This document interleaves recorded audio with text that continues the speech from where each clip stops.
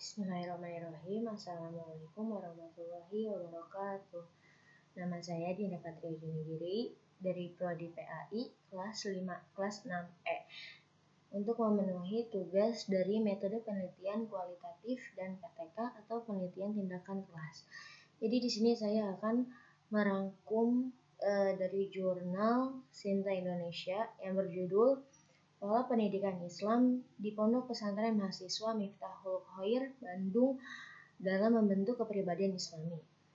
Nah, di sini penulisnya itu ada Tatang Hidayat, Ahmad Syamsul Rizal, Fahrudin dari Universitas Pendidikan Indonesia, Fakultas Pendidikan Ilmu Pengetahuan Sosial, Prodi Ilmu Pendidikan Agama Islam.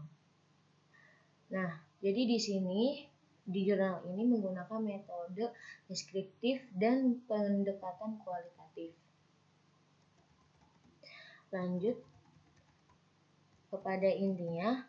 Jadi, tujuan pendidikan Islam adalah upaya untuk membentuk kepribadian Islami yang terlihat dari pola pikir dan pola sikap yang Islami, menguasai ilmu pengetahuan dan teknologi, serta memiliki keahlian yang memadai.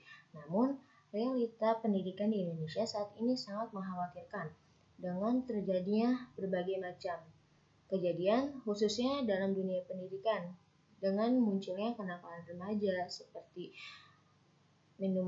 maraknya minuman keras, narkoba, pergaulan bebas, kekerasan, serta berbagai bentuk penyimpangan penyakit kejiwaan seperti stres, depresi, dan kecemasan, yaitu salah satu bukti yang tidak ternafikan akibat dampak negatif dari pesatnya arus globalisasi.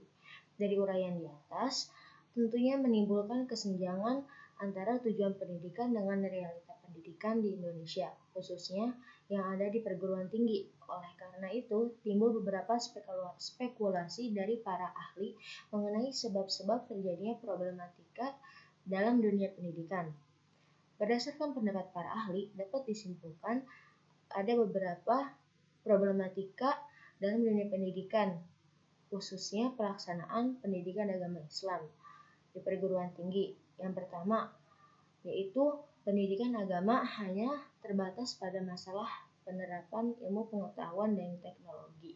Yang kedua, yaitu pendidikan agama saat ini banyak dipengaruhi oleh tren barat yang lebih mengutamakan pengajaran daripada pendidikan moral. Yang ketiga, masih adanya anggapan bahwa ilmu pengetahuan adalah bebas nilai, sehingga agama harus ditempatkan di luar struktur ilmu pengetahuan.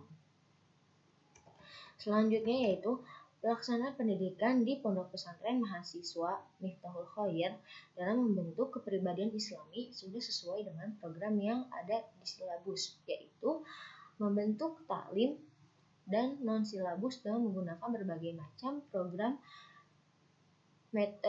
atau metode pengajaran. Di antaranya yaitu menggunakan metode talaki, metode ceramah, sorogan, hafalan, diskusi, tanya jawab, muhadasah, latihan, targhib wa tahrib, pengawasan, uswatun hasanah, pembiasaan, pembacaan syair dan wirid.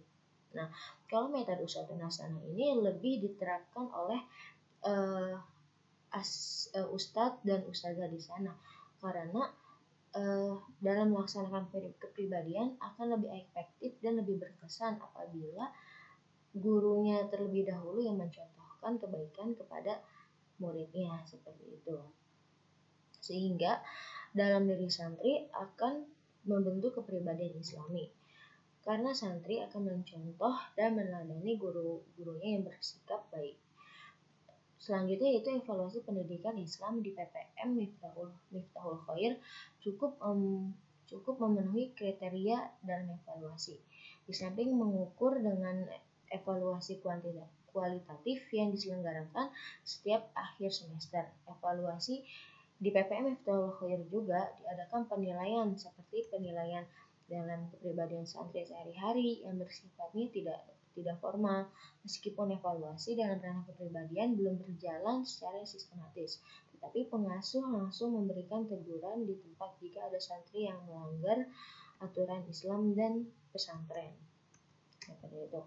Keberhasilan pendidikan Islam di pondok pesantren mahasiswa Miftahul Khair cukup berhasil dalam membentuk pribadi Islami, di antaranya salimul aqidah, sohihul ibadah, matinul khuluq, qawiyul jismi, musafakul fikri, qadirun alal kasbi, muzzamun fi syu'unih, harisum ala waqtihi, nafi'uhum li ghairihi, wa mujahidun li nafsihi.